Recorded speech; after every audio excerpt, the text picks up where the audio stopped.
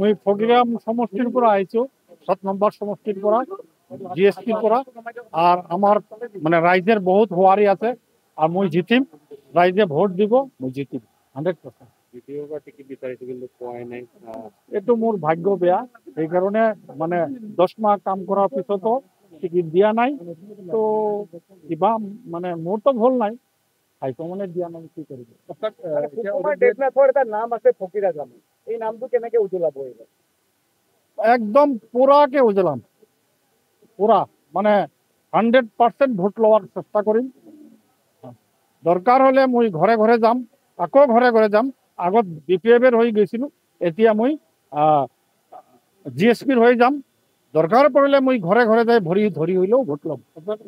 আপোনাৰ প্ৰতিদ্বন্দ্বী অৰুপ কুমাৰ দে যথেষ্ট শক্তিশালী আৰু মানে মোৰ কাৰণে একো নাই, মোৰ কাৰণে অৰূপ দিয়ে একো নাই। এতিয়া এতিয়া অৰুপে আহিবতো 100% খতম হ'ল, আপুনি কিমান লগে লগে হারিব একদম খাটাং হারিবই। মই মোটামুটি 10,000 ভোটত জিতিম, 10,000 ভোটত জিতিম। কোনটো মেইন ইছ্যু লৈ আপুনি কাম কৰি আছে পাব্লিকৰ পৰা ভোট বিচাৰিব? মই ডেভেলপমেন্টেৰ কাম কৰি আছো, ৰাস্তা ঘাট মঠ মন্দিৰ সব বনাই আছো। ৰাইজক মানে ৰাইজে যি কৈছে সেইটোই কৰিছি। মই ফকিৰাম সমষ্টিৰ পৰা আহিছো ৭ নম্বৰ সমষ্টিৰ পৰা জিএসপিৰ পৰা আৰ আমাৰ মানে ৰাইজেৰ বহুত হোৱাৰী আছে আৰ মুই জিতিম ৰাইজে ভোট দিব মুই জিতিম 100%। দ্বিতীয়বাৰ টিকিট বিচাৰিছো কিন্তু পোৱাই নাই। এইটো মোৰ ভাগ্য বেয়া সেইকাৰণে মানে 10 মাহ কাম কৰাৰ পিছতো টিকিট দিয়া নাই তো কিবা মানে মোৰতো ভুল নাই হাইকমানে দিয়া নাই কি কৰিব। এটা নাম আছে ফকিৰা জাম, এই নামটো কেনেকে উজ্বলাব এইবাৰ? একদম পুরাকে উজলাম পুরা মানে 100% ভোট লওয়ার চেষ্টা করিম।